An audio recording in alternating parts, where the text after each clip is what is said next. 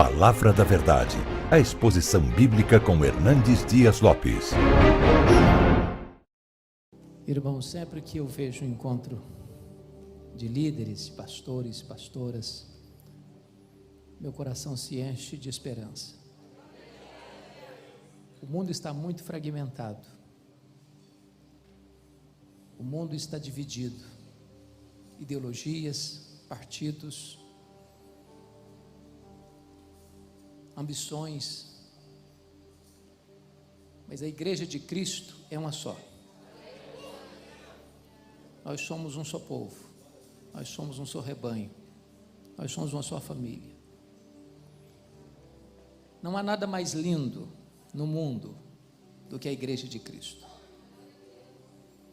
Você chega num lugar onde você nunca foi outrora, vê pessoas que você nunca tinha conhecido antes, e com 5 minutos você se sente em casa. Só na Igreja de Deus acontece isso. Em tempos de crise, a igreja nunca deu marcha ré. Historicamente, a igreja avançou, cresceu, se fortaleceu. E a visão do líder é fundamental nesse momento. Porque enquanto tantos apostam no fracasso, enquanto tantos acham que vamos ter tempos sombrios, nebulosos, a igreja avança. Porque neste vozerio de pessimismo, a igreja tem uma palavra de segurança. Deus está no trono. As rédeas da história estão em suas mãos. E nós temos uma mensagem que não conhece fracasso. É o Evangelho de Jesus Cristo. É o poder de Deus para a salvação de todo aquele que crê. Então, mais do que nunca, você e eu precisamos estar encorajados. Porque a igreja, e só a igreja tem a resposta para esse mundo. Continue pregando, continue sonhando, continue aguardando coisas grandes de Deus. Empreenda grandes projetos no reino de Deus. Eu quero repartir com vocês um texto, e talvez eu vou ter que dividir esse texto em 2 partes, para não passar por ele com muita rapidez. Está em Atos dos Apóstolos, capítulo 20, e eu peço que você abra. Nós vamos ler todo o texto agora, e vamos até onde o pastor vai me dar um sinal. Levantou a mão, comandante manda, o soldado raso obedece. Então, e aí dá uma parada e retoma depois. Atos 20, a partir do verso 17.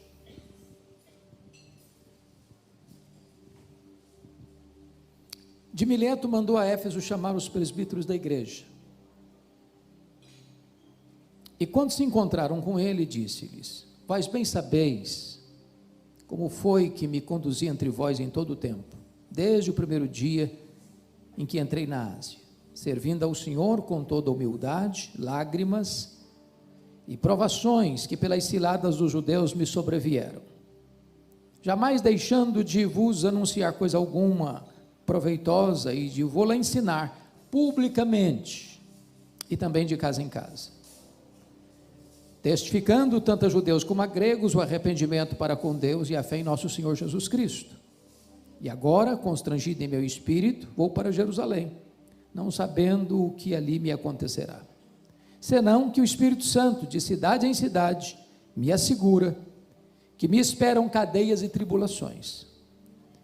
Porém, em nada considero a vida preciosa para mim mesmo, contanto que complete a minha carreira e o ministério que recebi do Senhor Jesus, para testemunhar o Evangelho da graça de Deus. Agora eu sei que todos vós, em cujo meio passei pregando o reino, não vereis mais o meu rosto. Portanto, eu vos protesto no dia de hoje, que estou limpo do sangue de todos, porque jamais deixei de vos anunciar todo o desígnio de Deus. Atendei por vós e por todo o rebanho sobre o qual o Espírito Santo vos constituiu bispos, para pastoreardes a igreja de Deus, a qual ele comprou com seu próprio sangue. Eu sei que depois da minha partida, entre vós penetrarão lobos vorazes, que não pouparão o rebanho, e que dentre vós mesmos se levantarão homens falando coisas pervertidas para arrastar os discípulos atrás deles. Portanto, vigiai, lembrando-vos de que por 3 anos, noite e dia, não cessei de admoestar com lágrimas a cada um. Agora, pois, encomendo-vos ao Senhor e à palavra da sua graça, que tem poder para vos edificar e dar herança entre todos os que são santificados. De ninguém cobicei prata, nem ouro, nem vestes. Vós mesmos sabeis que estas mãos serviram para o que me era necessário, a mim, que aos que estavam comigo. Tenho-vos mostrado em tudo que, trabalhando assim, é mister socorrer os necessitados e recordar as palavras do próprio Senhor Jesus: mais bem-aventurado é dar que receber. Tendo dito isto, ou tendo dito estas coisas, ajoelhando-se, orou com todos eles. Então, houve grande pranto entre todos, e abraçando afetuosamente a Paulo, beijavam, entristecidos, especialmente pela palavra que ele dissera, que não mais veriam o seu rosto. E acompanharam-no até o navio. Amém. Bom, deixe-me colocar isto dentro do seu contexto. Paulo passara 3 anos em Éfeso, na sua 3ª viagem missionária. Éfeso era a capital de uma província, a Ásia Menor. Na época, uma cidade metropolitana com mais de 300 mil habitantes, uma das maiores do mundo da época. Éfeso hospedava o templo da deusa Diana, 4 vezes maior do que o Partenon de Atenas, uma das 7 maravilhas do mundo antigo. A cidade de Éfeso era uma cidade fortemente ligada ao comércio, porque a rota do mundo passava por ali. Éfeso era uma cidade idólatra, porque o templo da deusa Diana, além de ser uma beleza raríssima, era também o principal produto do comércio dos pessoas que chegavam e saíam de Éfeso, os turistas de Éfeso.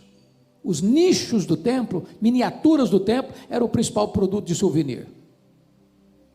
Além de ser uma cidade idólatra, era uma cidade fortemente marcada pelo ocultismo. Agora pensem comigo que Paulo chega ali em 3 anos. Sobrenaturalmente ele impacta a cidade, a ponto da idolatria recuar, dos feiticeiros convertidos queimaram os seus livros em praça pública, avaliados em mais de 50 mil denários, a palavra de Deus prevalecer na cidade, e em 3 anos ele plantar igrejas em toda a província: Esmirna, Pérgamo, Tiatira, Sardes, Filadélfia, Laodiceia, Colossos e Herápolis. Eu fico pensando hoje, com toda a tecnologia que temos, televisão, rádio, bíblias impressas, folhetos, internet, Facebook, Instagram, Zap, tudo mais. Um pastor chega numa cidade de 300 mil habitantes, em 3 anos, via de regra, nem conhecido ele é na cidade ainda. Não tem outra explicação para o êxito de Paulo em Éfeso, a não ser a obra soberana e sobrenatural do Espírito Santo na sua vida e através da sua vida. Mas não foi fácil não. Ele chega a comentar, ao escrever à igreja de Corinto, enquanto estava em Éfeso, que ele enfrentou em Éfeso lutas, aliás, feras. Ele enfrentou situação, tribulação, acima da sua força, a ponto de desesperar-se da própria vida. Parece que quanto mais pressão a igreja enfrenta, mais a igreja avança, mais a igreja cresce. Sucesso no ministério não é ausência de tensão, não é ausência de pressão, não é ausência de tempos difíceis. E então agora, depois de 3 anos, Paulo está saindo de Éfeso, indo para Jerusalém para levar as ofertas que ele recolhera entre as igrejas gentílicas para os pobres da Judéia, em virtude da fome que assolou o mundo no período de Cláudio, imperador Cláudio. E então ele para aqui em Mileto, chama os presbíteros para uma espécie de discurso de despedida, onde ele vai abrir o coração e partilhar com eles suas instruções de como eles deveriam se portar na igreja. E esta palavra de Paulo com esses presbíteros, que ele chama também de pastores e de bispos, serve para nós hoje como que um farol a guiar os nossos passos, nos tempos turbulentos em que estamos vivendo. O mundo está em convulsão, estamos vivendo uma onda de cristofobia no mundo inteiro. Países que outrora tinham coragem e orgulho de levantar a bandeira do Evangelho, parece que estão enrolando esta bandeira, se envergonhando dela. E é nessa hora, irmãos, que nós, pastores e líderes, precisamos nos levantar. Que as cortes recuem, que os parlamentos recuem, que os palácios recuem, a igreja não há de recuar, em nome de Jesus.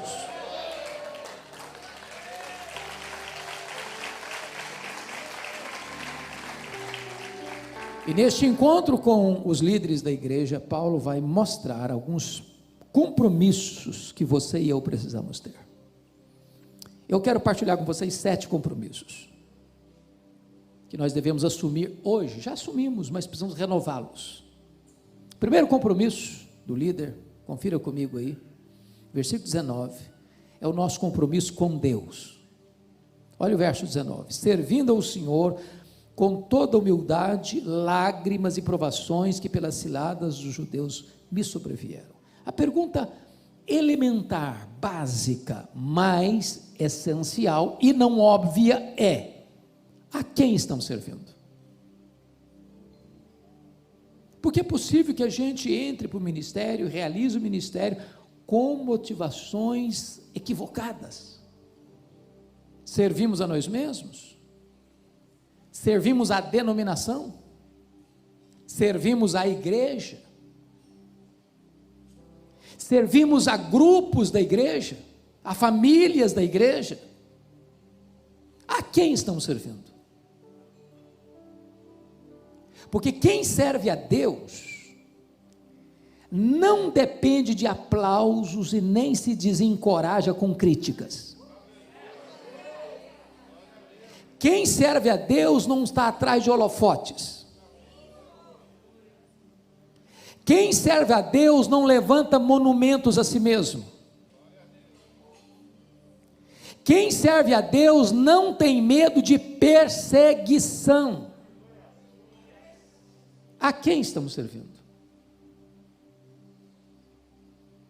Porque se isso não estiver claro no nosso coração, irmãos, nós podemos até fazer uma grande obra, mas a motivação não é boa, não está certa. E vocês sabem disso, Deus está mais interessado em motivação do que em ação.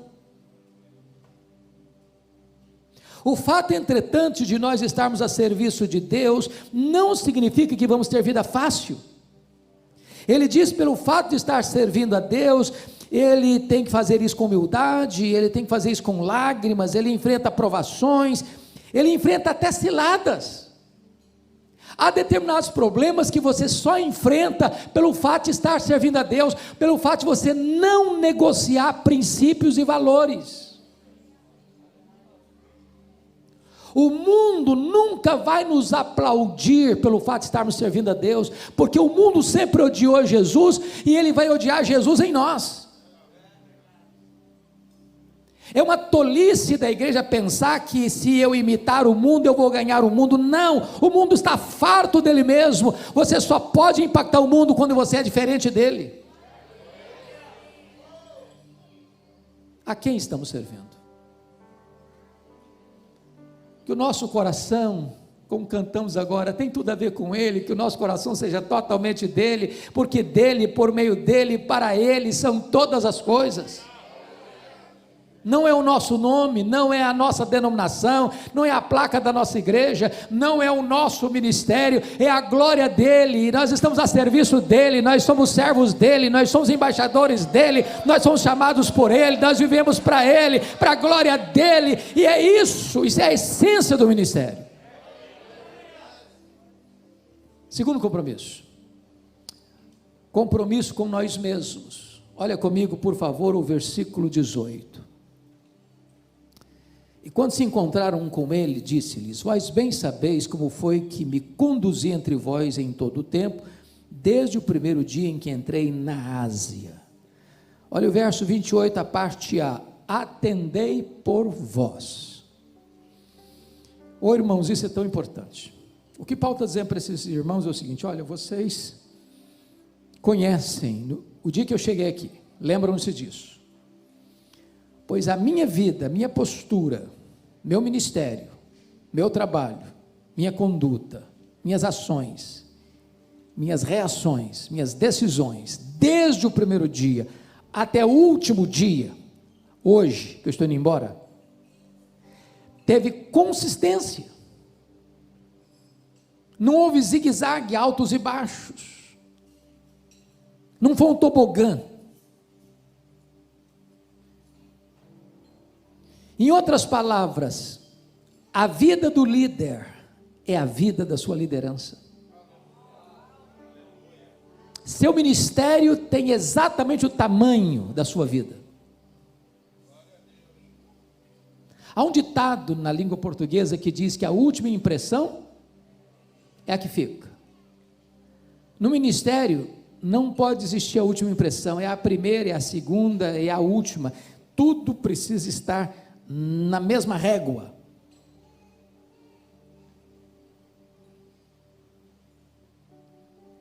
É claro que você e eu somos sujeitos a falhas, a erros, a pecados. É claro que Paulo também não está aqui defendendo o perfeccionismo, no sentido de que o líder não peca, o líder não transgride. Não, nós somos pecadores. Aliás, quanto mais santo você for, mais consciência de pecado você tem. As pessoas que mais choraram pelos seus pecados não foram as pessoas que mais pecaram, foram as pessoas que mais perto de Deus andaram. Paulo chega a dizer: eu sou o maior dos pecadores, eu sou o menor dos santos. Aliás, eu não sou nem digno de ser chamado apóstolo. Mas nós precisamos cuidar da nossa vida, do nosso coração, das nossas motivações. Por isso Paulo diz: atendei por vós. Talvez a ovelha mais difícil do rebanho é aquela que nós vemos diante do espelho.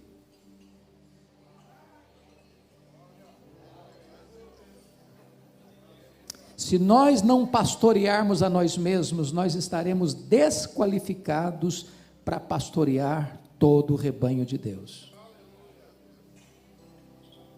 Por quê? Porque os pecados, se a vida do líder é a vida da sua liderança, os pecados do líder são os mestres do pecado. Isso porque os pecados do líder são mais graves, são mais hipócritas e são mais danosos do que os pecados dos outros. Mais graves porque o líder peca contra o maior conhecimento. Mais hipócritas porque o líder denuncia o pecado em público e às vezes o pratica em secreto. E mais danosos porque quando um líder cai, mais pessoas são atingidas. Então Paulo diz: atendei por vós. Vigie a sua própria vida, pastoreie o seu próprio coração. E vocês que são pastores, pastoras, pregadores, pregadoras, sabem disso. É mais fácil você pregar para uma multidão do que você pregar para você mesmo. Você confrontar a você mesmo, você enfrentar a você mesmo. Mas Paulo diz: atendei por vós. E ele dá o exemplo: vocês sabem como eu me comportei entre vocês, desde o primeiro dia em que entrei na Ásia, até o dia que eu estou me despedindo de vocês. Que Deus os dê graça, irmãos, para manter o fogo aceso no nosso coração, para manter o óleo fresco na nossa cabeça, e para manter as vestes alvas. Terceiro princípio: o compromisso do líder com a palavra de Deus.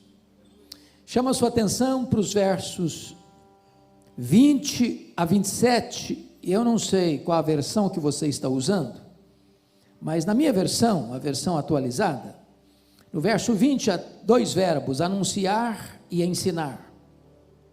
No verso 21 tem o verbo testificar no gerúndio.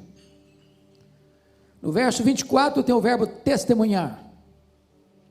No verso 25 tem o verbo pregar no gerúndio. E no verso 27 tem o verbo anunciar. Obviamente, todos esses verbos estão relacionados com a palavra de Deus. O pastor, o líder, precisa ser o homem da palavra, mestre na palavra, douto na palavra, que maneja bem a palavra da verdade. A palavra manejar é cortar em fatias retas, não fazer curva.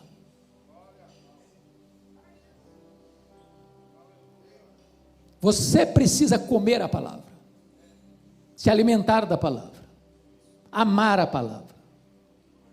Nas palavras de Paulo, a primeira carta de Timóteo, você precisa se afadigar na palavra.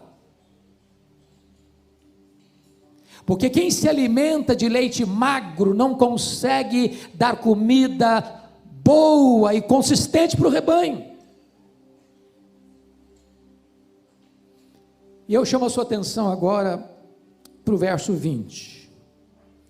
Jamais deixando de vos anunciar coisa alguma proveitosa e de vos-la ensinar, publicamente também de casa em casa. Chama a sua atenção para esse fato, ensinar publicamente também de casa em casa. Ou seja, ensinar para uma grande congregação e ensinar num pequeno grupo.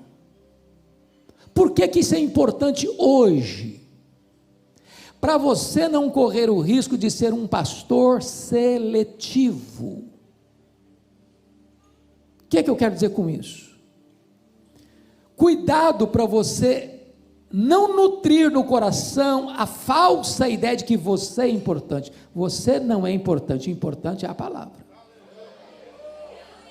Importante é a palavra. Você passa, eu passo, nós passamos, a palavra de Deus permanece para sempre. Você é apenas um vaso de barro, o que tem valor é o que está dentro do vaso. Mas se você não tomar cuidado, você começa a achar que você é importante. E aí você começa a ficar seletivo. Ô irmãos, nós estamos vivendo um tempo tão difícil, e vocês sabem disso. Você manda um convite para um pastor, ele não te responde, ele manda um questionário para você, manda um questionário, e lá no finalzinho, ele pergunta assim: quanto você intenta investir no meu ministério? Tudo aquilo antes do questionário só tem a ver com esse finalzinho aqui. Quanto você vai dar? Qual o cachê?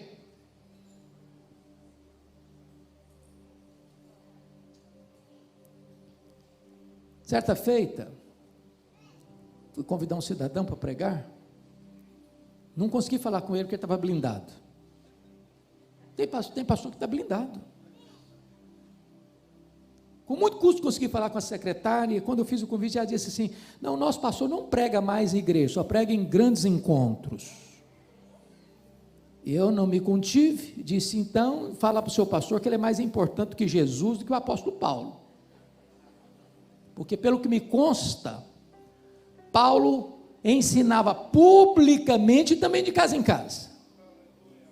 Pelo que me consta, Jesus pregou os seus melhores sermões para uma pessoa só. Então, cuidado, pastor, para você não achar que você é grande. E ao receber um convite de uma igreja pequena, ou de uma igreja de bairro, ou de uma congregação de chão batido, não, lá eu não vou, eu sou agora um cara muito importante, eu só vou em grandes igrejas, ou em grandes congressos. Para com isso. Para com isso. Eu não estou dizendo que você não possa ser estratégico e responsável com a mordomia do seu tempo, estou dizendo isso não. O que estou lhe dizendo é para você vigiar o seu coração.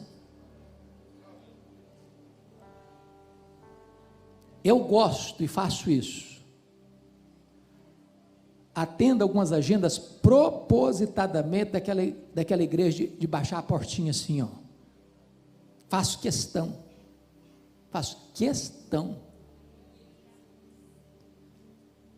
Para que você nunca passe essa ideia de que agora você é seletivo e só prega em grandes encontros. Ensinando publicamente também de casa em casa. Mas outra coisa aqui, você tem uma igreja menor, uma congregação menor, não, eu vou chegar lá, vai ter 5, 10, 15, 20 pessoas, deixa eu fazer um estudozinho assim, meio sapecado mesmo, que tem pouca gente. Prepare-se, como se você fosse pregar numa grande cruzada, num estágio lotado, para pregar para 5, para 10, para 15, para 20 pessoas. Faça com excelência. Faça com excelência. Motivação. Mas há outra coisa que eu destaco. Olha o verso 21 agora comigo. Testificando tanto a judeus como a gregos, o arrependimento para com Deus e a fé em nosso Senhor Jesus Cristo. Note você que no verso 20 ele estava ensinando. Mas no verso 21 ele está testificando arrependimento para com Deus e fé em nosso Senhor Jesus Cristo. Arrependimento para com Deus e fé em nosso Senhor Jesus Cristo são os dois elementos da conversão. O que você notou aqui? Paulo é um mestre no verso 20 e Paulo é um evangelista no verso 21. Mas qual a importância de frisar isso aqui agora? É porque, irmãos, nós estamos vivendo uma época em que a vasta maioria dos pastores que estão saindo dos seminários diz assim: eu tenho o dom de mestre, mas não de evangelista. O cara não sabe o que é atravessar a rua, entrar na casa de uma pessoa e compartilhar Jesus. Ele é um bom evangelista do púlpito, faz um grande sermão, mas nunca entrou na casa de alguém, ou raramente vai e leva uma pessoa a Cristo. Na década de 80, uma frase ganhou o Brasil no mundo evangélico, alguns talvez se lembrem: ovelha gera ovelha, pastor não gera ovelha. Essa premissa é parcialmente verdadeira. Por ser apenas parcialmente verdadeira, ela é totalmente falsa. Preste bem atenção nisso. Não é verdade que pastor não gera ovelha. Não é verdade. Pastor é um evangelista, sim. Pastor é um ganhador de alma, sim. Pastor não só ensina, pastor também testifica arrependimento para com Deus e fé em nosso Senhor Jesus Cristo, sim. Eu não sei a realidade da denominação dos irmãos todos que estão aqui, mas via de regra, as igrejas hoje estão querendo mais performance, e em muitos seminários hoje ninguém mais dá uma aula, vai para um seminário se não tem mestrado, outros exigem doutorado. Lá no passado, quando eu fiz seminário, e não foi tanto tempo assim, um pastor de igreja dava aula, talvez tinha de fato um pouco de limitação no conhecimento, mas botava fogo no coração da gente, fogo no coração da gente. Hoje o que acontece? O professor de um seminário é tempo integral, tem mestrado, doutorado, pós-doutorado, e aí ensina o pastor a ser um cara de gabinete. Ele é mestre, mas não é evangelista. Aí o cara tem doutorado, pós-doutorado, e mais um porque, e a igrejinha está desse tamanho e fica desse tamanho. Sabe por quê, filho? Quem não semeia não colhe.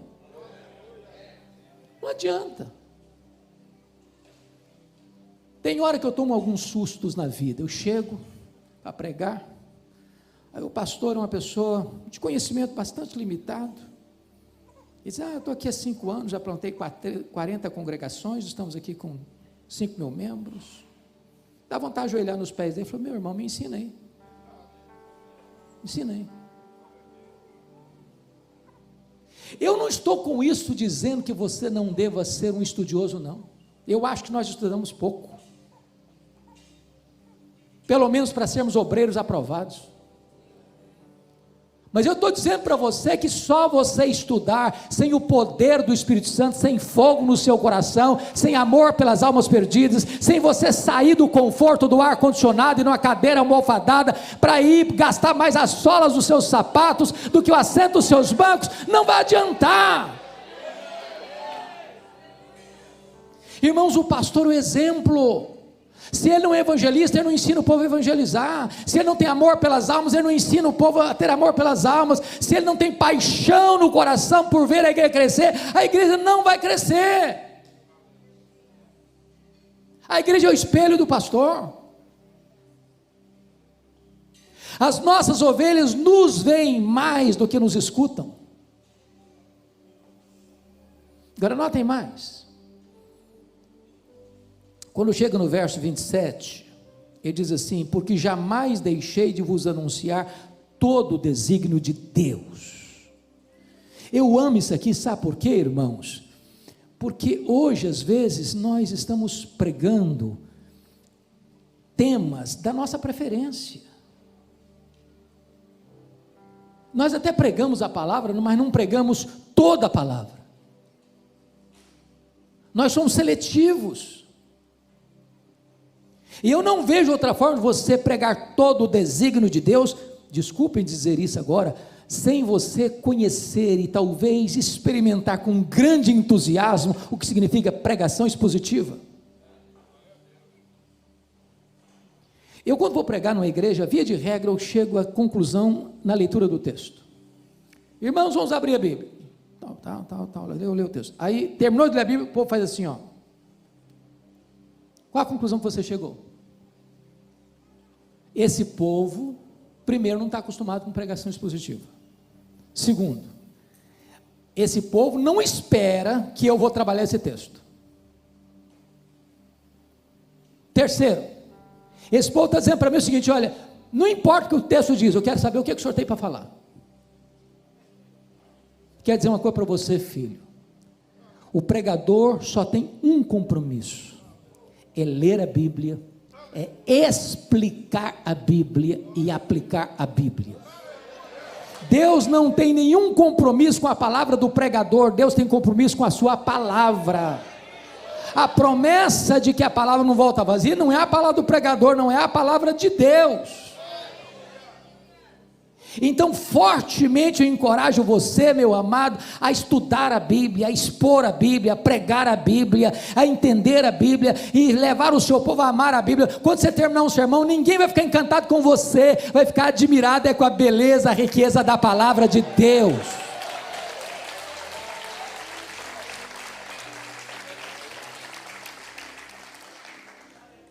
Quarto princípio.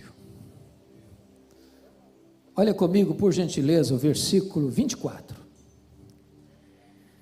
Porém, nada considero a vida preciosa para mim mesmo, conquanto que eu complete a minha carreira e o ministério que eu recebi do Senhor Jesus, para testemunhar o evangelho da graça de Deus. Há 3 coisas que eu chamo a sua atenção aqui, fundamentais. Primeiro, vocação. Vocação. Ministério que recebi do Senhor Jesus Cristo. Paulo não é um voluntário. Paulo é alguém que foi chamado. Ele não abraçou o ministério por outras motivações. Ele foi convocado. Mas o que é vocação? John Joett, no seu livro Pregador, Sua Vida e Sua Obra, diz que muitos pensam que vocação é o seguinte: fulano tentou vestibular, hoje não tem mais, o Enem também, mistura Enem com vestibular. Vamos pensar na antigüedade. Tentei vestibular para medicina, não passou. Aí o cara tentou vestibular para engenharia, também não passou. Aí ele tentou para advocacia, também não passou. Aí ele tentou para economia, também não passou. Aí dá um start na cabeça dela. Claro, gente, claro, olha aí. Óbvio, Deus está me chamando para o ministério. Toda a porta fechada é porque Deus está me chamando para o ministério. Isso não é vocação, não. Vocação é quando você tem todas as portas abertas e você só enxerga uma porta. É o chamado de Deus para a sua vida. Isso é vocação. Algemas invisíveis. Você pode até tentar recuar, mas isso vai ser um fogo no seu coração. Vocação. Ô irmãos, quantas pessoas estão no ministério sem brilho nos olhos? Meu Deus, que loucura! Um dia eu estava numa reunião de liderança de pastores, de avaliação do trabalho do ano, e peguei o relatório de um pastor, e eu fiquei pasmo. Ele fez 35 visitas no ano. Uma igrejinha de 100 membros. Eu chamei o cidadão e falou: você deve ter errado aqui, eu acho que você botou os dados do mês no ano. Eu falei: não, do ano mesmo. Fui apertando o cara. Falando: onde você estava, meu filho? Eu estava na internet. Ô irmãos, tem pastor que sabe tudo das igrejas dos colegas, tudo, mas não cuida da igreja dele. Ô varão, se você foi chamado, põe a sua alma nisso, põe o seu coração nisso, põe a sua energia nisso, põe a sua mente nisso. Você tem que pensar na igreja 24 horas por dia. Meu Deus, me dá estratégia, meu Deus, me dá sonhos, meu Deus, o que é que eu tenho que fazer? Meu Deus, põe no meu coração a tua direção. Oh meu Deus, se tu me chamaste, eu quero estar por inteiro, por completo aqui nesta obra. Me perdoe de dizer isso, talvez eu possa até entristecer alguns aqui, mas tem muito pastor que o sonho da vida dele é ser vereador. O sonho da vida dele é ser vereador. Meu amado irmão, eu gostaria de dizer para você o seguinte: aquilo que Spurgeon disse para os seus alunos: meus filhos, se a rainha da Inglaterra convidar vocês para serem embaixadores em qualquer lugar do mundo, não rebaixem de posto, vocês já são embaixadores do Rei dos Reis e do Senhor dos Senhores. Apaixone-se pelo ministério. Deus chamou você para a mais honrosa vocação do mundo: ser portador de boas novas de salvação. Segundo, abnegação. Olha o versículo 24 novo. Em nada considero a vida preciosa para mim mesmo. Por que ele está dizendo isso? Ele está dizendo isso porque enquanto ele estava indo para Jerusalém, levando muitas ofertas, era tanto dinheiro, que até o rei ficou interessado um pouco nessa grana. Tanto dinheiro, que alguém podia dizer: bom, esse povo vai fazer uma festa para Paulo em Jerusalém. E ele está dizendo: o Espírito Santo está me assegurando de cidade em cidade, que o que eu vou enfrentar pela frente são cadeias e tribulações. Eu estou levando dinheiro, oferta, ajuda, socorro para eles, mas em resposta, o que o Espírito Santo está me garantindo aqui é que vou ser preso. Talvez se fosse hoje, bom, eu não vou lá não, eu vou mandar uma comitiva levar o dinheiro, mas vou lá nada, vou para que eu vou para lá? Vocês estão querendo me prender? Mas não vou. É nessa conjuntura que ele diz: mas em nada considero a vida preciosa para mim mesmo. Irmãos, o ministério tem muitas alegrias. Se eu tivesse 10 vidas, eu queria ser pastor em todas elas. Mas não tem ministério sem luta, não. Se você quer viver uma vida mansa e tranquila, então desista do ministério. Tem luta sim. Quem está procurando ministério para ter segurança econômica, status social, prestígio, desista. Ministério é para gente abnegada. Para a gente que diz que não importa o que vai acontecer comigo, eu quero ser pastor. Não importa o que vai acontecer comigo, eu quero continuar pregando. Não importa se problemas vêm, se a tempestade chega, se a perseguição vem, se as pessoas vão lutar contra mim, se vão falar mal de mim. Não importa o que vai acontecer comigo pela frente, eu quero estar comprometido com esta vocação. A terceira coisa nesse versículo aí, e a gente dá o break que o pastor pediu. Pode seguir, pastor? Então vamos seguir. Vamos seguir. Tá. Terceiro ponto. Paixão. Vocação, abnegação, paixão. Em nada considero a vida preciosa para mim mesmo, conquanto que eu complete minha carreira e o ministério que eu recebi do Senhor Jesus para testemunhar o evangelho da graça de Deus. Oh, amados irmãos, que coisa preciosa é você testemunhar o evangelho da graça de Deus. Sabe por quê? Você tem a garantia de que você não vai fracassar. Nenhum empresário tem garantia de que não vai fracassar. Nenhum comerciante tem garantia de que não vai fracassar. Mas você tem garantia de que você vai ter êxito. Porque este evangelho é o poder de Deus para a salvação de todo aquele que crê.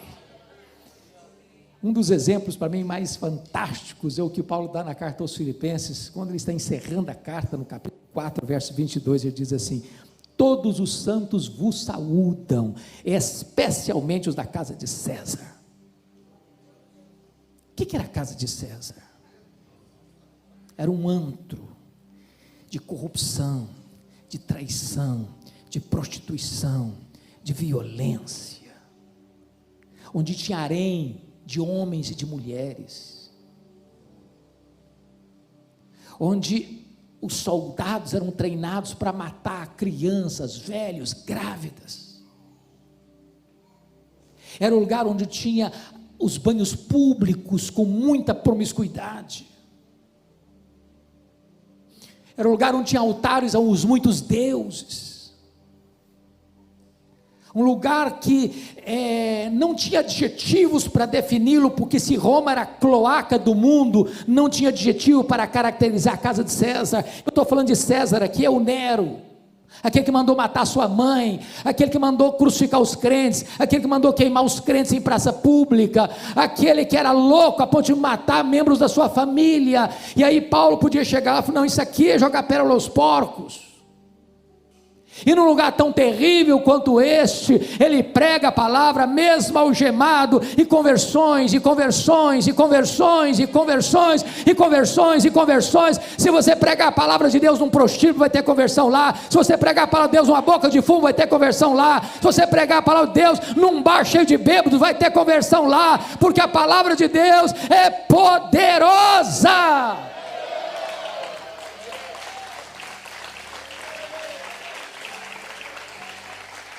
Eu tenho uma paixão, é testemunhar o evangelho da graça de Deus. Ô irmão, deixe que esta palavra queime o seu coração, deixe que o ministério traga brilho aos seus olhos. Para de ficar lamentando, para de ficar reclamando do lugar que você está, da igreja que você está, da cidade que você está. Começa a glorificar a Deus, porque não é o lugar que faz o homem, é o homem que faz o lugar. Não importa se numa grande catedral, não importa se num lugarzinho de chão batido, não importa se numa congregação de bairro, não importa se numa região rural ou numa grande metrópole. O importante é que, se Deus está ali, o deserto da Judeia pode ser o território de um grande reavivamento espiritual.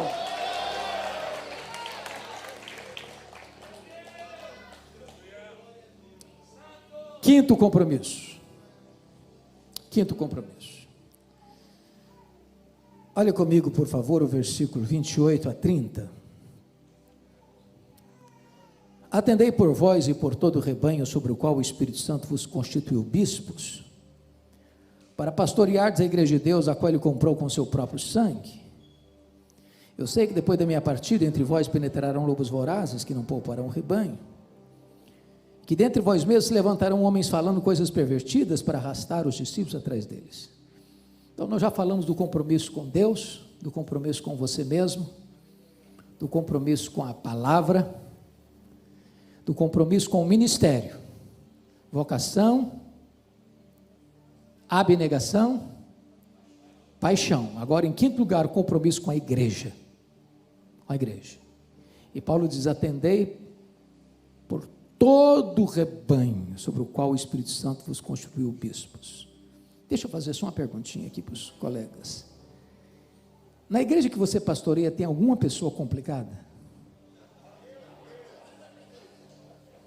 Porque se não tiver, a gente pode fazer algumas transferências também, sem nenhum problema. Nenhum problema. Com todo prazer. Por que Paulo está dizendo atendei por todo o rebanho? Porque o pastor pode correr o risco de ter as ovelhas prediletas e fazer 10 visitas para uma ovelha no ano e nenhuma visita para aquela outra ovelha no mesmo ano. Há ovelhas que mordem o pastor, que escoiceiam o pastor,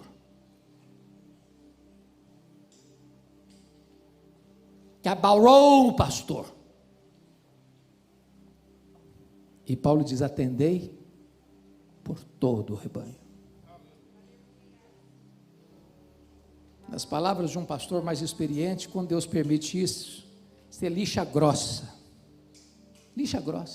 para dar uma limpada na gente, para botar a gente no nosso devido lugar, para você não achar que você está com uma bola cheia demais, vira um balão de vaidade. Atendei por todo o rebanho.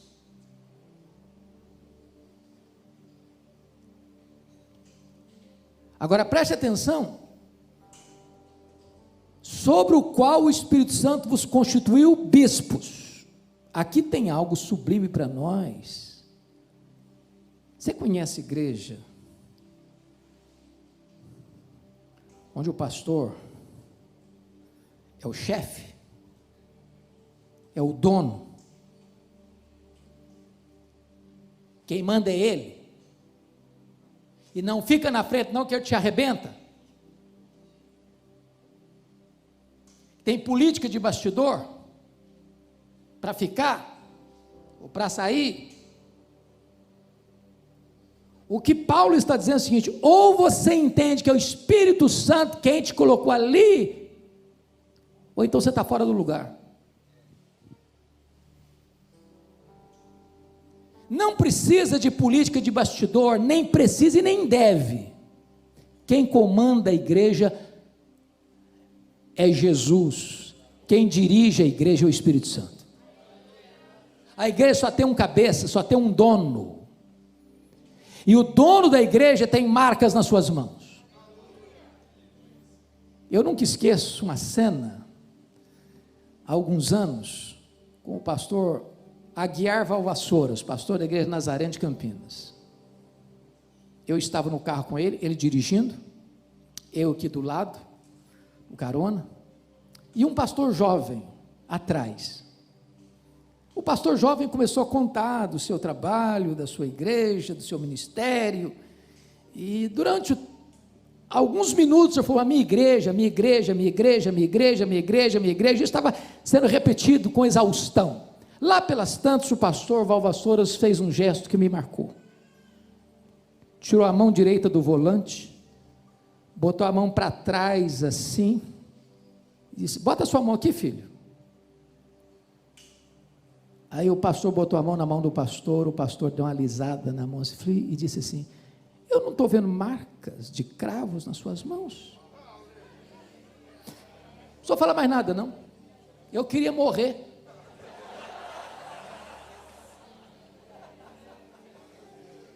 O dono da igreja tem marcas de cravos nas mãos.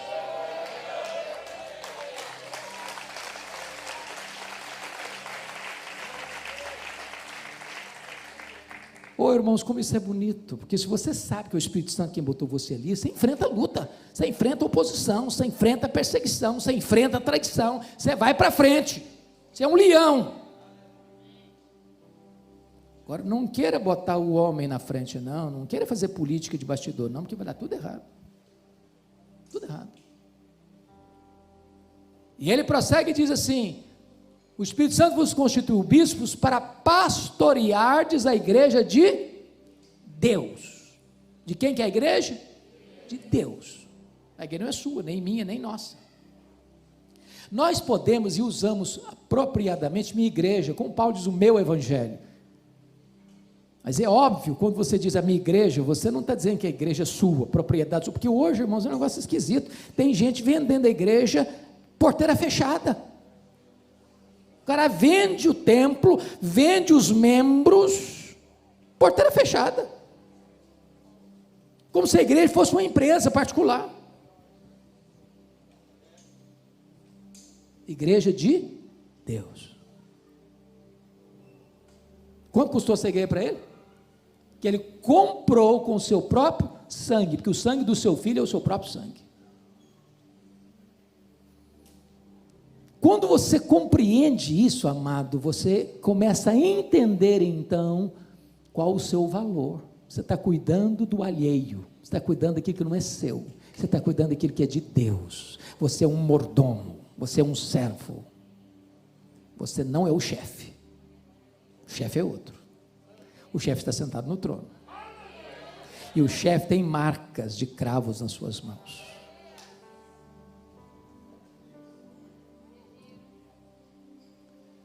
Mas agora Paulo chega no verso 29, ele tem um alerta soleníssimo a fazer. Preste atenção. Você que tem talvez o hábito de grifar como eu, preste atenção. No verso 29 ele diz: eu sei que depois da minha partida, entre vós, grife a expressão entre vós. Depois do verso 30 ele diz: e que dentre vós, grife a expressão dentre vós. Aí eu pergunto para você, no verso 29, eu sei que depois da minha partida, entre vós penetrarão lobos vorazes que não pouparão o rebanho. A pergunta é: os lobos estão dentro ou estão fora aqui? Os lobos estão dentro ou estão fora aqui no verso 29? Dentro. Vocês leram direito? Leiam outra vez. Leiam de novo. Os lobos estão fora, querendo entrar. Querendo entrar. Quem são os lobos? Os falsos mestres, os falsos profetas, aqueles que não trazem o ensino fiel das Sagradas Escrituras. Vocês acham que tem falsos mestres hoje? Tem lobos hoje?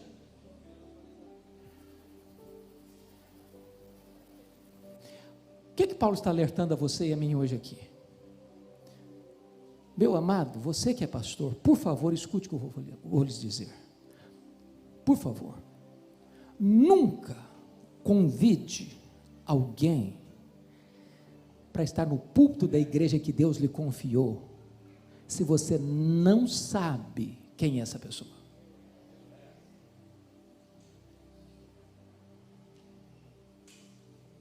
Porque você é o responsável diante de Deus por esse rebanho. Nós vivemos dias complicados, de muitos itinerantes, e talvez você, meu amado pastor, deve passar por isso. O cara está passando, fulano, dia tal, estou passando na sua região, hein? Você não quer que eu pregue aí não? Gente, desculpe se alguém faz isso, desculpe, mas não é uma boa atitude, se oferecer.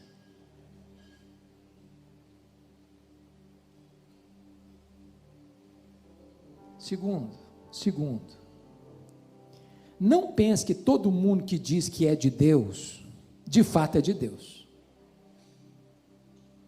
Deixa eu lhes dar um pequeno exemplo. Um dia eu estava em Vitória pregando, culto dominical, entra uma mulher muito bem vestida, bem trajada, com um pequeno séquito, com um pequeno grupo atrás dela.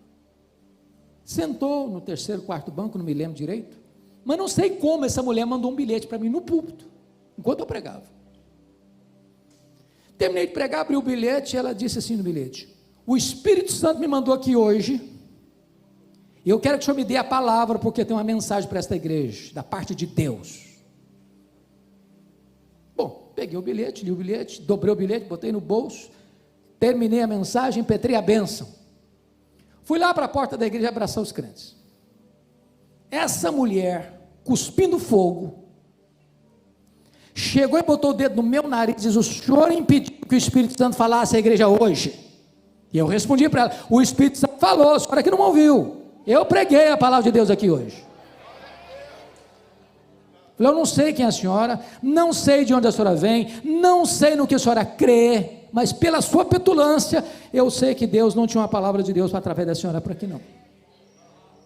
Essa mulher fez um estrago na vida de muitas igrejas em Vitória. Então, irmão, você é o pastor da igreja, cuide desse rebanho, para que os lobos não entrem. Porque pode ter certeza, o lobo, ele sempre vem travestido. Ele não vem dizendo que ele é lobo. Ele não vem mostrando as garras. Ele não vem mostrando as presas. Os falsos mestres, via de regra, são muito amáveis no trato, são muito bonitos na fala. Eles enredam com o discurso.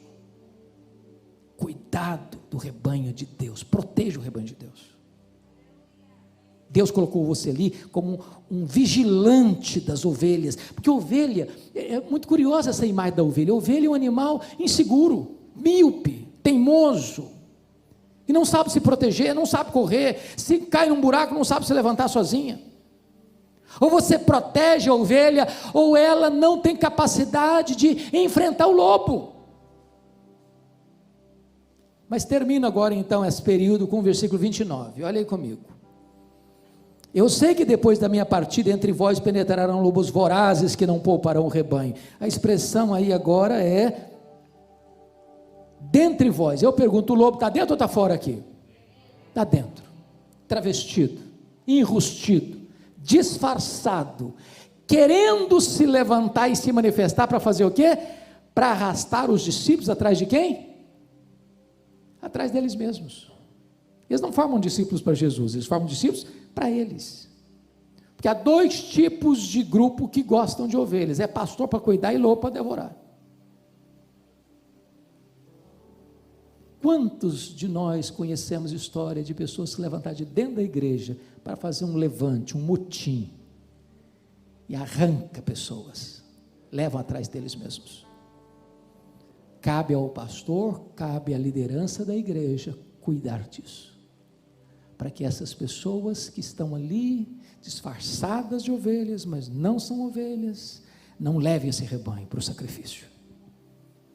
Deus nos constituiu não apenas como pastores, mas também como vigilantes das ovelhas que Ele nos confiou. As ovelhas não são nossas, as ovelhas são de Cristo, o bom pastor. Que Deus nos ajude. 5 dos 7 princípios que Paulo transmitiu àqueles presbíteros da igreja de Éfeso: compromisso com Deus, consigo, com a palavra, com o ministério e com a igreja. Agora eu gostaria então de repartir com vocês os últimos 2 princípios que ele vai ensinar, e que certamente são oportunos e necessários para a nossa vida hoje. O 6º princípio está aí nos versos 33 a 35. De ninguém cobicei prata, nem ouro, nem vestes. Vós mesmos sabeis que estas mãos serviram para o que me era necessário a mim e aos que estavam comigo. Tenho-vos mostrado em tudo que, trabalhando assim, é mister socorrer os necessitados e recordar as palavras do próprio Senhor Jesus: mais bem-aventurado é dar que receber. O princípio aqui é o compromisso do líder com dinheiro. Com dinheiro. Esse é um ponto muito sensível, de muita atenção. E eu quero dizer por quê. Porque penso que há 2 extremos, polarização sobre esse assunto. O primeiro extremo, irmãos, é quando o pastor é motivado por dinheiro. Jesus Cristo não chamou César de Senhor. Jesus Cristo não chamou nem mesmo o diabo de Senhor. Mas Jesus chamou o dinheiro de Senhor. Diz que ninguém pode servir a dois senhores. O dinheiro exige tempo integral, dedicação exclusiva. E há muitos pastores que optam por esta ou aquela igreja, pelo critério do dinheiro. Talvez você e eu já tenhamos conhecimento, eu pelo menos tenho, de um pastor que chega numa igreja, com entusiasmo, comunica para o rebanho sua alegria em estar ali, de como Deus o enviou para ali. Daqui a 3 meses, ele recebe um convite de uma igreja maior, que paga o dobro do salário, e ele chega para a igreja e diz: meus irmãos, o Espírito Santo está me mostrando que Deus tem coisas mais amplas para mim. Quando toda motivação para ir da igreja A para a igreja B, foi o salário maior que vai receber. Eu não tenho nenhum problema com um pastor que sai da igreja A para a igreja B,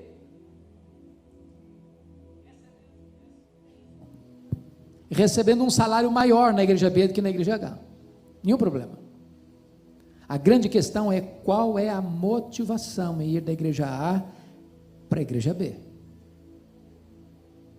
Se a motivação é dinheiro, ele está dizendo o seguinte: o meu ministério está numa vitrine, quem paga mais leva. Isso é muito sutil. Deixa eu lhes dar 2 exemplos para clarear o princípio. Certa feita eu fui convidado para pregar numa das boas igrejas da nossa denominação, e eu não sabia que eles estavam em transição pastoral.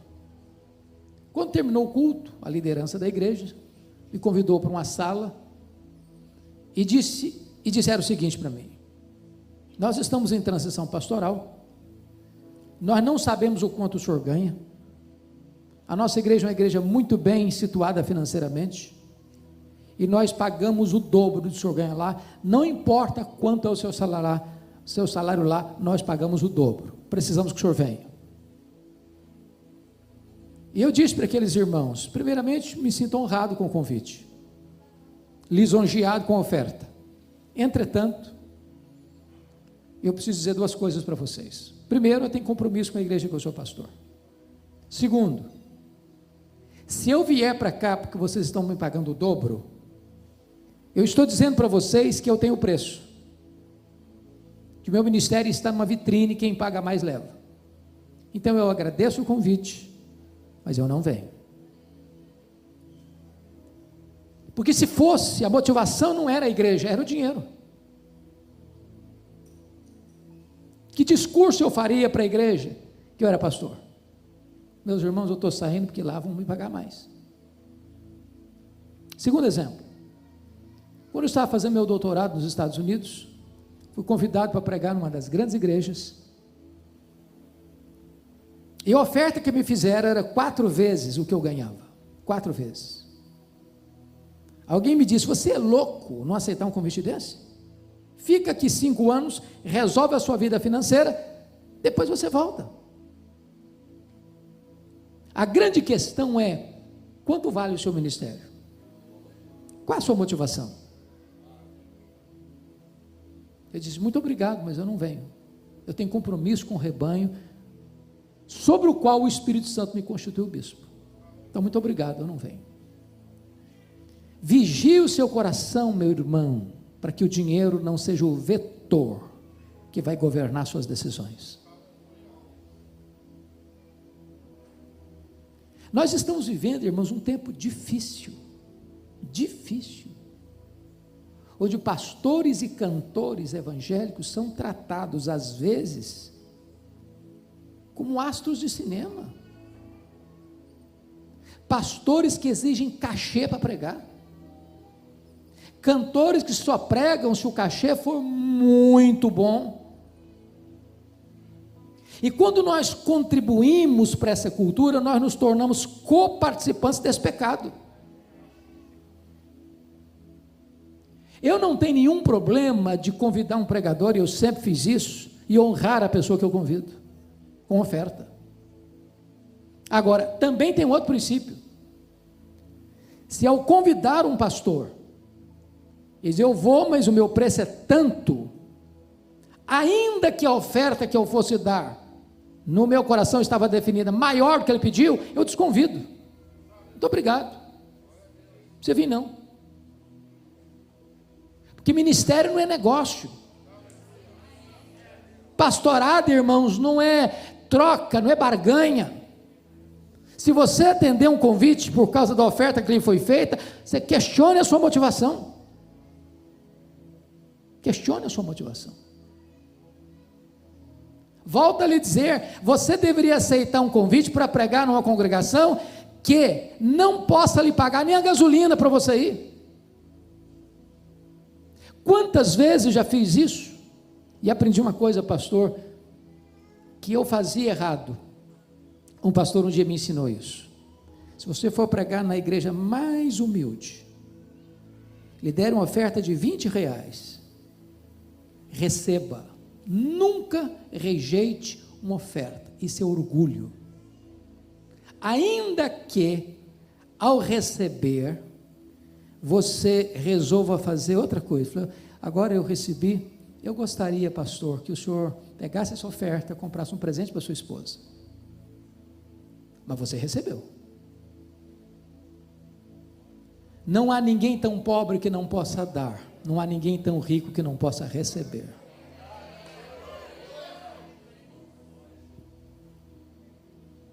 Agora, nós não podemos contribuir com essa tendência, irmãos, de receber cachê, pregar por cachê, cantar por cachê. Não podemos fazer do ministério um negócio. O lucro não pode ser o vetor do nosso ministério. Mas lhes disse que há outro polo, outro extremo. Primeiro é o pastor ser governado por dinheiro. O segundo extremo é quando a igreja não honra o pastor e lhe paga um salário de fome. Tem muita igreja, irmão, que o pastor, presidente, recebe um mega salário. Quem rala mais lá na ponta, paga para ser pastor. Biblicamente isso não está certo. O obreiro é digno do seu salário. Agora vamos ver o que Paulo diz aqui. Ele diz o seguinte: de ninguém cobicei prata, nem ouro, nem vestes. Vós mesmos sabeis que estas mãos serviram para o que me era necessário, a mim e os que estavam comigo. Tenho-vos mostrado em tudo que, trabalhando assim, é mister socorrer os necessitados, e recordar as palavras do próprio Senhor Jesus, mais bem-aventurado é dar que receber. Alguns dizem, está vendo, isso aqui sim, isso aqui é exemplo. Paulo trabalhou, foi pastor, e não recebeu salário, e ainda ajudou as pessoas ainda. Esse aí sim, calma. Paulo não está tratando de salário pastoral aqui.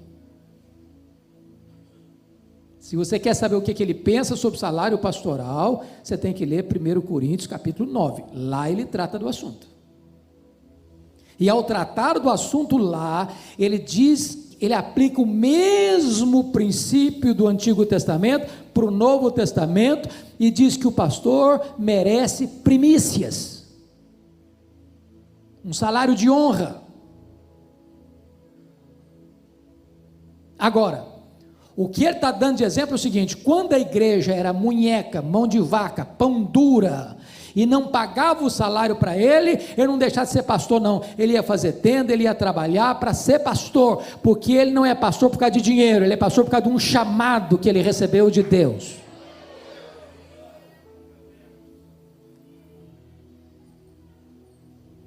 Então, se eu estou falando para um líder de igreja aqui hoje, que define o salário pastoral da igreja, Meu irmão, não permita que o seu pastor tenha um salário de fome.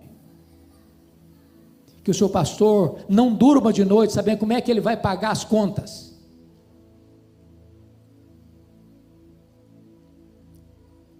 Deixa eu lhes dar um exemplo bíblico. O apóstolo Paulo, quando estava em Corinto, vocês sabem que a igreja de Corinto é uma igreja rica, financeiramente muito bem situada, mas pão dura. A igreja de Corinto não pagou o salário de Paulo enquanto ele foi pastor lá 1 ano e meio. Enquanto Paulo estava lá, ele não falou nada. Depois que ele saiu, foi para Éfeso. De Éfeso ele escreve as 2 cartas aos Coríntios. E aí ele puxa a orelha da igreja. Vamos ver isso? Abra sua Bíblia aí comigo em 2 Coríntios. 2 Coríntios.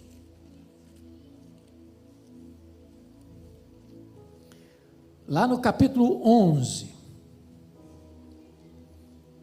versículo 8. Se eu fosse membro da igreja de Corinto, eu ficaria com vergonha de receber essa carta. Olha aí comigo. Obrigado. 2 Coríntios 11, 8. Olha aí comigo. Paulo diz assim: despojei outras igrejas, recebendo salário para vos poder servir. Que é isso, Paulo? Você era nosso pastor, e outras igrejas pagaram o seu salário para você ser o nosso pastor? Vocês não pagaram. Outras igrejas, entendendo meu ministério, me sustentaram, enquanto eu era pastor de vocês. Verso 9. E estando entre vós, ao passar privações. Paulo, você passou privação aqui, sendo nosso pastor? Passei. Vocês não pagaram meu salário. Olha, gente, eu passava em frente ao McDonald's todo de vontade, comer um lanche, não tinha dinheiro. Minha túnica rasgada, precisava comprar uma túnica nova, mandei costurar, remendar, porque não tinha dinheiro. Vocês não pagaram meu salário? Não me fiz pesado a ninguém, pois os irmãos, quando vieram da Macedônia, Macedônia era gente pobre ou rica? Pobre. Supriram o que me faltava, e em tudo me guardei e me guardarei de você pesado. Em outras palavras, os irmãos pobres da Macedônia, ao ver eu ser pastor de vocês, passando privações aqui, me supriram. Era para ficar com a cara no chão de vergonha, não? Mas ele dá o tiro da misericórdia nessa igreja, no capítulo 12, verso 13. Olha o que ele diz aí. Porque em que tendes vós sido inferiores às demais igrejas? Aí ele chama a igreja de Corinto da igreja inferior. A última nota mais baixa na avaliação de todas as outras igrejas. Porque em que tendes vós sido inferiores às demais igrejas, senão neste fato de não vos ter sido pesado? Perdoai-me esta injustiça. Trocando em miúdos, sabe o que ele está dizendo? Igreja de Corinto, de todas as igrejas, vocês foram a última escala, última nota. Nesse quesito, vocês não pagaram o meu salário, me perdoe a injustiça, devia ter cobrado. Trocando em miúdos, 2 coisas aqui que nós não podemos cometer. Primeiro, ser pastor movido por amor ao dinheiro. Segundo, a igreja que tendo condições de pagar um salário digno para o seu pastor, fecha a mão para o seu pastor e deixa o seu pastor passar privações e necessidades. Honre o seu pastor, cuide do seu pastor. Mas se você chegar numa situação onde falta provisão, vá trabalhar e continue sendo pastor. Agora Paulo está nos ensinando outra lição aqui. Versículo 35. Volta lá para Atos, por favor. E isso é tão importante, irmão, mas tão importante. Ele diz o seguinte: tenho-vos mostrado em tudo, que trabalhando assim é mister socorrer os necessitados e recordar as palavras do próprio Senhor Jesus, mais bem-aventurado é dar que receber. O pastor precisa ser um exemplo de generosidade. Igreja generosa aprende com um pastor generoso. Na hora de entregar o dízimo, o pastor é o primeiro aí no gasofilácio. Vamos fazer uma oferta aqui para ajudar os pobres, o pastor é o primeiro a chegar no gasofilácio. Não adianta só pregar, tem que dar exemplo.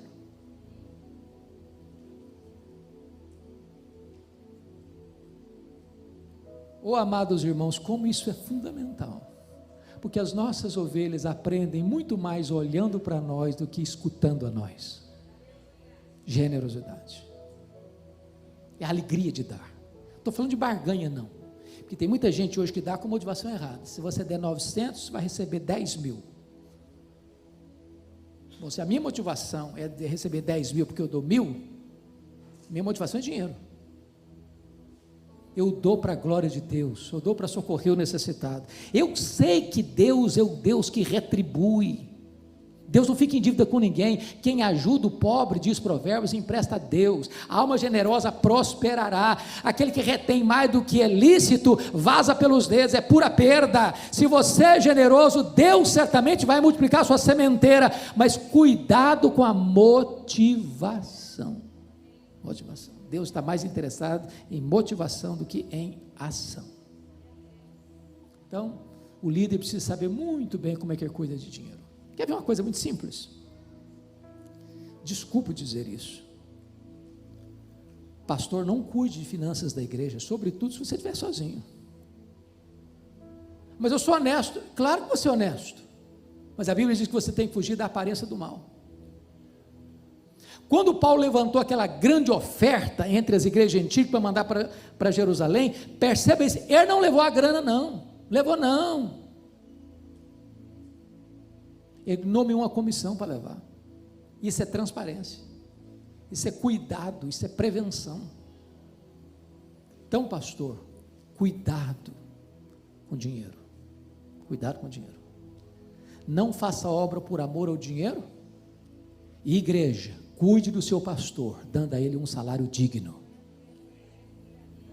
Mas o último princípio, 7º princípio, veja comigo, por gentileza, versos 36 a 38. Tendo dito estas coisas, ajoelhando-se, orou com todos eles. Então o grande pranto entre todos, e abraçando afetuosamente a Paulo, o beijavam, entristecidos especialmente pela palavra que ele dissera, que não mais veria o seu rosto, e acompanharam-no até o navio. É a relação do pastor com a afetividade. Bom, Paulo estava em Éfeso há 3 anos. É claro que ele não chegou hoje e já nomeou presbíteros. Claro, ele plantou a igreja, relacionou-se com aqueles irmãos, discipulou aqueles irmãos. Depois eles foram eleitos presbíteros. Então tinha menos de 3 anos que Paulo se relacionava com eles. Tempo suficiente para eles criarem um relacionamento tão bonito, tão profundo, tão leal, que quando Paulo está se despedindo deles, num lugar público, eles se abraçam, eles se beijam, eles choram, demonstram afeto. Irmãos amados, eu tenho percorrido o Brasil, tenho pregado em igrejas ultra-ortodoxas, que se uma mosca voar, você escuta o barulho, e igrejas ultra-pentecostais, onde você tem que pedir calma.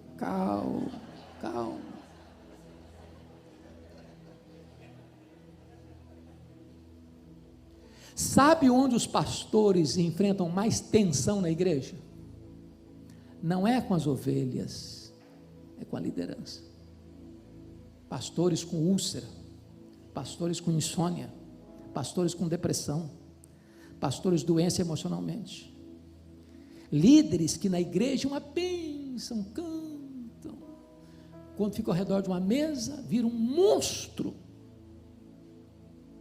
quer subjugar o pastor, quer botar o pastor debaixo da sola do seu sapato. Pastor chega na igreja, primeiro dia a saudação é assim: você está de passagem, nós somos daqui, então abra os olhos, quem manda aqui somos nós.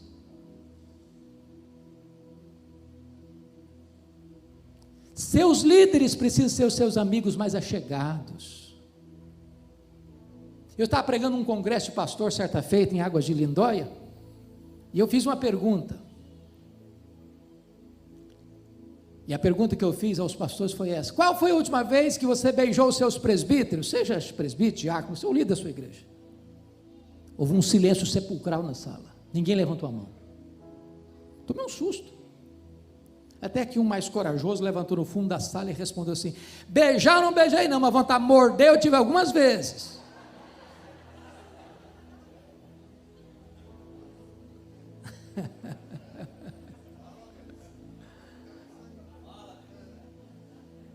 Oi, gente, nós temos que ser mais amáveis, nós temos que ter um pouco mais de mel. Mais de mel. Eu tomei um susto, pastor Fred, no dia que eu fui ordenado. Fui ordenado no dia 17 de janeiro de 1981, aliás, de 82, em Bragança Paulista. Terminei de ser ordenado ao Sagrado Ministério, todo animado, chega um presbítero, muito querido, para me dar um conselho. Ele disse assim: olha, você é jovem, você é solteiro ainda, então quando você estiver cumprimentando as pessoas, e chegar uma mulher, estica bem o braço, estabeleça o limite. Eu tomei um susto, eu disse: meu irmão, primeiro conselho que estou recebendo, sinto muito, mas não posso obedecer, por duas razões. Primeiro, porque eu acho que a Bíblia não me ensina isso. Segundo, porque eu não sou assim, eu abraço até poste no meio da rua.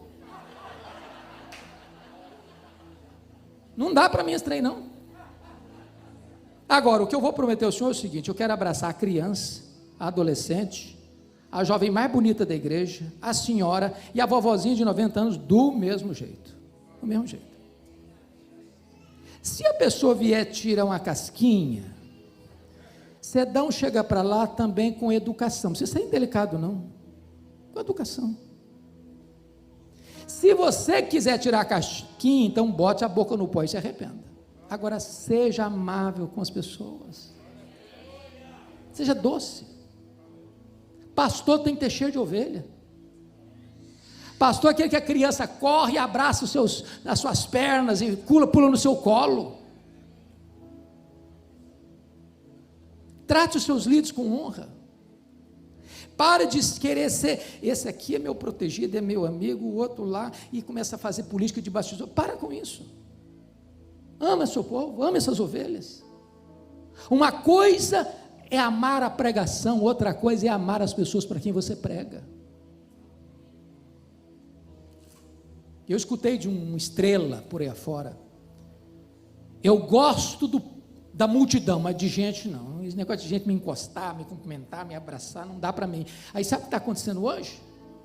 O cara chega para pregar, na hora que vai pregar, e acabou de pregar, racha fora.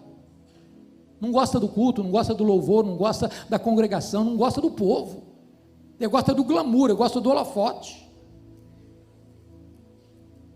Pastor tem que ser amável. Pastor tem que chorar com o que chora. Pastor tem que se alegrar com o que se alegra. Pastor tem que ir na casa do pobre e do rico do mesmo jeito.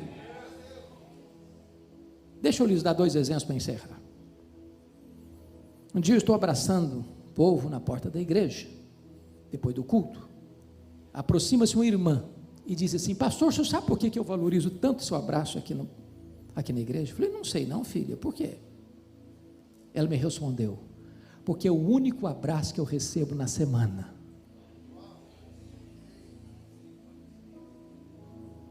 Tem hora que as pessoas precisam na igreja, não é de escutar um sermão, não é de receber um abraço, saber que ela é gente, que ela é amada, que ela é importante, que ela tem valor. Cuidado para você não ir jantar só na casa dos ricos. Vai jantar na casa daquele irmãozinho que bota salame na mesa, e aquele salame tem muito mais valor do que uma picanha maturada. Um dia uma irmã me telefonou, disse: pastor, eu estou ligando para o senhor porque está muito longe, está muito difícil eu ir para a igreja, porque eu moro sozinha, é complicado, então eu estou dizendo para o senhor que eu quero ficar aqui na igreja perto da minha casa. Eu respondi assim para ela, falei: ô filha, só tem um problema, você é tão querida, tão amada, tão importante aqui, que nós não podemos abrir mão da sua vida. A mulher começou a chorar, do outro lado da linha, e disse assim para o pastor: não quero ir para outra igreja coisa nenhuma, eu só precisava escutar isso do senhor hoje. Se eu dissesse: não, minha filha, é isso mesmo, você mora sozinha, fica aí mesmo, que fica melhor para você. Ela falou: está vendo aí, eu não valho nada mesmo, não tem importância nenhuma mesmo, o pastor me descartou mesmo, e ficava lá e não ficava triste ainda. As ovelhas precisam saber que você as ama, que você tem compromisso com elas, que você está do lado delas, que você está disposto a dar a vida por elas. Pastor precisa ter coração franqueado para Deus e para as ovelhas de Deus. Que Deus nos ajude. Amém. Muito obrigado, irmãos. Palavra da Verdade, a exposição bíblica com Hernandes Dias Lopes.